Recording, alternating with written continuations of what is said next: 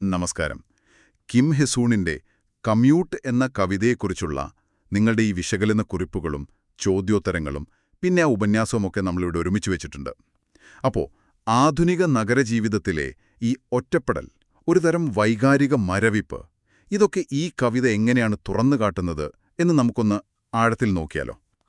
തീർച്ചയായും. നമ്മുടെ കയ്യിലുള്ളത് ഈ കവിതയുടെ ഒരു സംഗ്രഹം, പിന്നെ കുറച്ച് പ്രധാനപ്പെട്ട ചോദ്യോത്തരങ്ങൾ, അതോടൊപ്പം ഒരു നല്ല വിശദമായ ഉപന്യാസവും. ഇതെല്ലാം കൂടി നോക്കുമ്പോൾ കവിതയുടെ ഉള്ളിലുള്ള ഈ ആശയങ്ങൾ, അതായത് ഒറ്റപ്പെടൽ, നിസ്സംഗത, പിന്നെ ഈ സ്വത്തു പ്രതിസന്ധി, ആ ഒരു സർറിയൽ സ്വഭാവം, ഇതൊക്കെ എങ്ങനെയാണ് ഇങ്ങനെ കെട്ടുപിഴിഞ്ഞു കിടക്കുന്നത് എന്ന് കണ്ടെത്തുകയാണ് നമ്മുടെ ഇന്നത്തെ ഒരു ലക്ഷ്യം. അതെ അതെ. അപ്പോൾ നമുക്ക് നേരെ കവിതയുടെ ആ കാതലിലേക്ക് വരാം.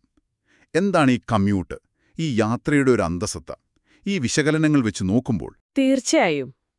ഈ കവിതയുടെ ഒരു പ്രധാന വിഷയം ശരിക്കു പറഞ്ഞാൽ ഒരു സാധാരണ സബ്വേ യാത്രയാണ്. പക്ഷേ കിങ് ഹെസൂൺ അതിനെ വളരെ അസാധാരണമായ, നമ്മളെ അസ്വസ്ഥരാക്കുന്നൊരു തലത്തിലേക്ക് കൊണ്ടുപോകുന്നുണ്ട്. സബ്വേയിൽ വെച്ച് ഒരു സ്ത്രീ ബോധം കെട്ടു വീഴുന്നു. അതാണ് തുടക്കം. അതിനോടുള്ള മറ്റുള്ളവരുടെ പ്രതികരണം, അത് ശരിക്കും ഞെട്ടിക്കുന്നൊരൊന്നാണ്. ആ ഒരു നിസ്സംഗത. സംഗ്രഹത്തിൽ പറയുന്നതുപോലെ ഇത് വെറുമൊരു മരണത്തിന്റെ കാര്യമല്ല. അതിനപ്പുറം ഈ ആധുനിക നഗരജീവിതത്തിൽ മനുഷ്യർ തമ്മിലുള്ള ആ വൈകാരിക ബന്ധം എത്രത്തോളം ഇല്ലാതായിരിക്കുന്നു, അതുപോലെ ഓരോ വ്യക്തിക്കും സ്വന്തം ഒരു അസ്തിത്വത്തിൽ നിന്നുപോലും എത്ര അകൽച്ചയുണ്ട് എന്നതിൻ്റെയൊക്കെ ഒരു സൂചനയാണിത് തരുന്നത്. ആ സ്ത്രീയുടെ വീഴ്ച ഒരു സംഭവമാണ്, പക്ഷെ അതിനേക്കാൾ ഭീകരം ചുറ്റുമുള്ളവരുടെ ആ പ്രതികരണമാണെന്ന് ഈ വിശകലനങ്ങളിലൊക്കെ എടുത്തു പറയുന്നുണ്ടല്ലോ. ആ നിസ്സംഗത, അതിനെങ്ങനെയാണ് ഈ രേഖകൾ കാണുന്നത്? അതെ, അതാണ് ഈ കവിതയുടെ ഏറ്റവും വലിയൊരു ഷോക്ക് എന്ന് പറയാം. സംഗ്രഹത്തിലും ആ മൂന്നാമത്തെ ചോദ്യത്തിന്റെ ഉത്തരത്തിലുമൊക്കെ ഇത് വ്യക്തമായി പറയുന്നുണ്ട്. ആ സ്ത്രീ അവിടെ വീണ് കിടക്കുകയാണ്, ഒരു സഹായവും കിട്ടാതെ. അപ്പോഴാണ് ഒരു പ്രായമായ ആള് അവരുടെ കയ്യിലുള്ളതെന്തോ മോഷ്ടിക്കുന്നത്. കുറച്ച് സ്കൂൾ കുട്ടികളാണെങ്കിൽ ഇതൊരു തമാശ പോലെ കണ്ട് ഫോട്ടോ എടുക്കുന്നു. അവിടെ മനുഷ്യന്റെ ആ ഒരു അടിസ്ഥാനപരമായ സഹാനുഭൂതിയില്ലേ, അത് പൂർണ്ണമായിട്ട് നഷ്ടപ്പെട്ട പോലെയാണ്. ഇതൊരു പൊതുസ്ഥലമല്ലേ, അവിടെ ആളുകൾ പരസ്പരം സഹായിക്കേണ്ടതാണ്. പക്ഷേ ഇത് നേരെ തിരിച്ചാണ്. ഭയങ്കര തണുത്ത, ഒരു തരം അക്രമ സ്വഭാവമുള്ള, മനുഷ്യത്വം തൊട്ടു തീണ്ടാത്ത ഒരിടമായിട്ടത് മാറുന്നു. ഉപന്യാസത്തിൽ പറയുന്നത് പോലെ ആ സ്ത്രീ ഒരു വ്യക്തി എന്നതിൽ നിന്നും മാറി വെറുമൊരു ഉപേക്ഷിക്കപ്പെട്ട വസ്തു, ഒരു ട്രാഷ് പോലെ ആയിത്തീരുന്നു. ഒരു വസ്തു പോലെ. അപ്പോ ഈ നിസ്സംഗത, ഇത് വെറുതെ ആ സംഭവത്തോടുള്ള ഒരു പ്രതികരണമില്ലായ്മയല്ല, മറിച്ച് നമ്മുടെ ഈ ആധുനിക സമൂഹത്തിൽ ആളുകൾ എത്രമാത്രം ഒറ്റപ്പെട്ടു പോകുന്നു എന്നതിൻ്റെ ഒരു പ്രതിഫലനം കൂടിയാണോ? തീർച്ചയായും, നിസ്സംശയമായി അതാണ്. ഉപന്യാസത്തിന്റെ ആദ്യ ഭാഗത്തും ആ ഒന്നാമത്തെ ചോദ്യത്തിന്റെ ഉത്തരത്തിലുമൊക്കെ ഈ വിഷയം വരുന്നുണ്ട്. ഇത് മറ്റുള്ളവരിൽ നിന്ന് നമ്മൾ ഒറ്റപ്പെടുന്നു എന്നത് മാത്രമല്ല, അതിനപ്പുറം സ്വന്തം വികാരങ്ങളിൽ നിന്നുപോലും, സ്വന്തം യാഥാർത്ഥ്യത്തിൽ നിന്നുപോലും വ്യക്തി അകന്നു പോകുന്നൊരവസ്ഥയാണ്. കവിതയിലെ ആഖ്യാതാവില്ലേ, ആ സംസാരിക്കുന്നയാൾ, അവരുപോലും ഇതിനൊരു ഉദാഹരണമാണ്. അവരിതെല്ലാം കാണുന്നുണ്ട്, പക്ഷെ ഒരു കാഴ്ചക്കാരൻ മാത്രം. വൈകാരികമായ ഒരു ബന്ധവുമില്ല, പ്രതികരിക്കുന്നില്ല. ഇത് ശരിക്കും ആന്തരികമായ ഒരു മരവിപ്പാണ്, ഉള്ളിലുള്ളൊരു തരം മരവിപ്പ്. ഈ ആന്തരിക മരവിപ്പ്, അത് ആഖ്യാതാവിൻ്റെ സ്വന്തം ശരീരത്തോടുള്ള ബന്ധത്തെ പോലും ബാധിക്കുന്നു എന്ന് വിശകലനത്തിൽ പറയുന്നുണ്ടല്ലോ. നിങ്ങളിൽ നിന്ന് ഓടിപ്പോകുന്നു, ഒരു പക്ഷി അതിൻ്റെ നിഴലിൽ നിന്ന് അകലെ എന്ന പോലെ. ആ ഒരു വരി, അത് വളരെ ശക്തമായി തോന്നി. സംഗ്രഹത്തിലും അതിനെക്കുറിച്ച് പറയുന്നുണ്ട്. എന്താണ് അതിൻ്റെ ഒരു അർത്ഥം? അതാണ് കാര്യങ്ങൾ കുറച്ചുകൂടി സങ്കീർണമാക്കുന്നത്. അത് ശരിക്കും ഒരു അസ്തിത്വപരമായ പ്രതിസന്ധിയാണ്, ഒരു എക്സിസ്റ്റൻഷ്യൽ ക്രൈസിസ്.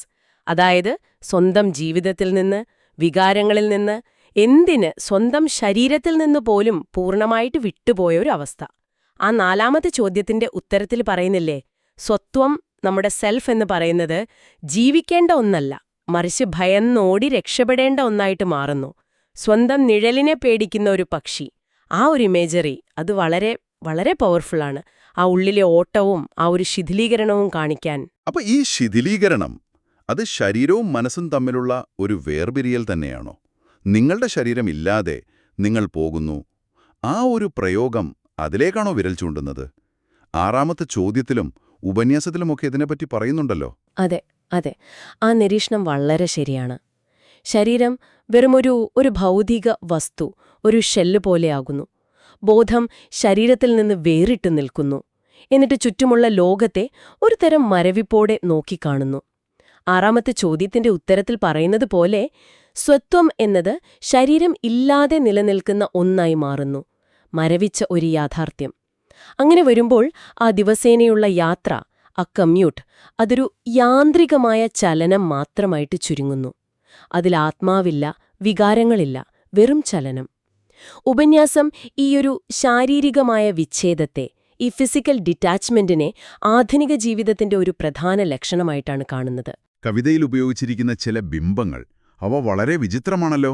ഒരു യാഥാർത്ഥ്യത്തിൽ നിന്ന് വിട്ടുനിൽക്കുന്ന പോലെ.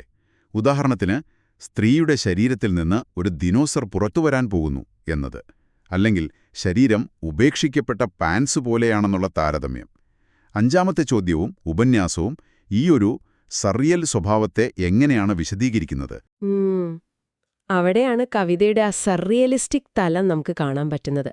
അതായത് നേരിട്ട് പറയാൻ പറ്റാത്ത അത്രയും ആഴത്തിലുള്ള ചില മാനസികാഘാതങ്ങൾ, ട്രോമ എന്ന് പറയില്ലേ, പിന്നെ അസ്തിത്വപരമായ ഭയങ്ങൾ, ഉള്ളിലെ നമ്മൾ അടക്കിവെച്ച വികാരങ്ങൾ, ഇതിനെയൊക്കെയാണ് ഈ വിചിത്രമായ രൂപകങ്ങളിലൂടെ കവി പുറത്തു കൊണ്ടുവരാൻ ശ്രമിക്കുന്നത്. ആ 5ാമത്തെ ചോദ്യത്തിന്റെ ഉത്തരത്തിൽ പറയുന്ന പോലെ ഈ ഡിനോസോ അതൊരു പക്ഷേ ഉള്ളിൽ ഒളിഞ്ഞിരിക്കുന്ന, പുറത്തുവരാൻ തയ്യാറെടുക്കുന്ന ഭീകരമായ എന്തോ ഒന്നിന്റെ പ്രതീകമായിരിക്കാം. ഒരുപക്ഷെ അടക്കിവെച്ച വേദനയോ അല്ലെങ്കിൽ ദേഷ്യമോ ഒക്കെ ആവാം. അതുപോലെ ഉപേക്ഷിക്കപ്പെട്ട പാൻസ്, അത് മനുഷ്യ ശരീരത്തിന്റെ, അതുവഴി നമ്മുടെയൊക്കെ അസ്തിത്വത്തിന്റെ ദുർബലതയെ, നമ്മൾ എത്ര എളുപ്പത്തിൽ ഉപേക്ഷിക്കപ്പെടാവുന്നവരാണ് എന്ന അവസ്ഥയെ കാണിക്കുന്നു. ഉപന്യാസത്തിന്റെ ആ 3ാം ഖണ്ഡികയിൽ പറയുന്ന പോലെ ഈ ബിംബങ്ങള് ശരിക്കും യാഥാർത്ഥ്യത്തിന്റെ പുറന്തോടിനടിയിലുള്ള ആ ഭീകരതയെയാണ് തുറന്നുകാട്ടുന്നത്. ഒരു സാധാരണ സബ്വേ യാത്ര, അതിൻ്റെ ഒരു പശ്ചാത്തലത്തിൽ ഇത്രയും ഭീകരമായ സംഭവങ്ങളും ചിന്തകളും രൂപകങ്ങളുമൊക്കെ വരുന്നത് ആ ഒരു വൈരുദ്ധ്യം കൂട്ടുന്നുണ്ടല്ലേ?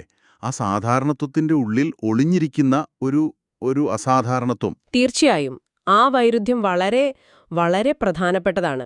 7ാമത്തെ ചോദ്യത്തിന്റെ ഉത്തരം അതാണ് പറയുന്നത്. നമ്മുടെ ഈ ദൈനംദിന ജീവിതത്തിന്റെ ആവർത്തന വിരസതയില്ലേ, ആ സാധാരണത്വം, ആ ഒരു മണ്ടൈൻ സെറ്റിംഗ്, അതിനുള്ളിലാണ് ഈ അർത്ഥശൂന്യതയും നിരാശയും ഏറ്റവും തീവ്രമായിട്ട് നമുക്ക് അനുഭവപ്പെടുന്നത്. ഈ വൈകാരിക മരവിപ്പ് കാരണം ജീവിതവും മരണവുമൊക്കെ ഒരുപോലെയായി തോന്നുന്നു. ഒന്നിനും ഒരു പ്രാധാന്യവുമില്ല. സംഗ്രഹത്തിൽ പറയുന്ന പോലെ മരണത്തിനുപോലും ഒരു ഭാരമില്ലാത്ത അവസ്ഥ. അപ്പോൾ ആ സാധാരണ പശ്ചാത്തലം യഥാർത്ഥത്തിൽ ആ ഭീകരതയെ കൂടുതൽ എടുത്തു കാണിക്കുകയാണ് ചെയ്യുന്നത്. ഉപന്യാസത്തിൽ ശാരീരികവും മാനസികവുമായ അതിക്രമങ്ങളെക്കുറിച്ച് പറയുന്നുണ്ട്. വയലൻസ്, വയലേഷൻ എന്നൊക്കെ. സ്ത്രീയുടെ മരണം ഒരു ശാരീരിക അതിക്രമമാണെങ്കിൽ അതിനുശേഷം നടന്ന കാര്യങ്ങൾ, ആ മോഷണം, ഫോട്ടോ എടുക്കൽ, ഇതൊക്കെ ഒരുതരം മാനസികവും സാമൂഹികവുമായ അതിക്രമമായിട്ട് കാണാൻ പറ്റുമോ? തീർച്ചയായും കാണാം. അത് വളരെ പ്രധാനപ്പെട്ടൊരു നിരീക്ഷണമാണ്. ഉപന്യാസത്തിന്റെ ആ 2ാം ഖണ്ഡിക ഈ വിഷയത്തിലേക്ക് നന്നായിട്ട് കടക്കുന്നുണ്ട്. മരണം എന്നത് ഒരു ഏറ്റവും വലിയ ശാരീരിക ലംഘനം തന്നെയാണ്. എന്നാൽ അതിനുശേഷം നടന്ന പ്രവൃത്തികളില്ലേ, മോഷണം, തുരിച്ചുനോക്കൽ, ഫോട്ടോ എടുക്കൽ, ഇതൊക്കെ ആ വ്യക്തിയുടെ മരണാനന്തരമുള്ള അന്തസ്സിനെ പോലും ഇല്ലാതാക്കുന്ന അതിക്രൂരമായ മാനസികവും സാമൂഹികവുമായ അതിക്രമങ്ങളാണ്.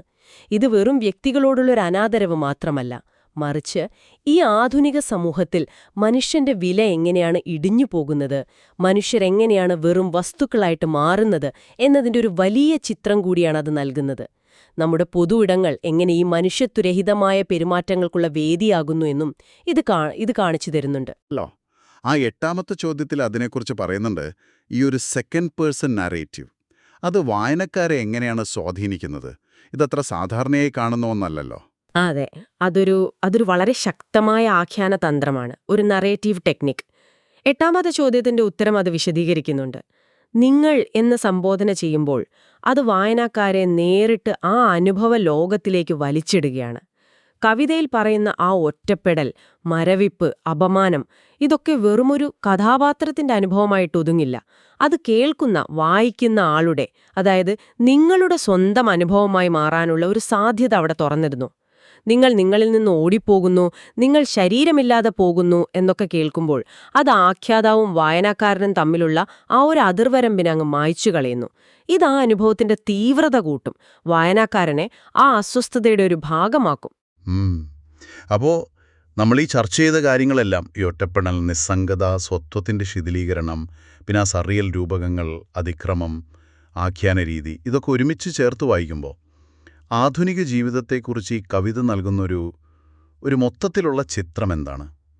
ഉപന്യാസം ഇതിനെ എങ്ങനെയാണ് അവസാനം സംഗ്രഹിക്കുന്നത്? ഉപന്യാസം അതിന്റെ അവസാന ഭാഗത്ത് ഈ വിഷയങ്ങളെല്ലാം കൂടി ഒരുമിച്ച് കൊണ്ടുവരുന്നുണ്ട്.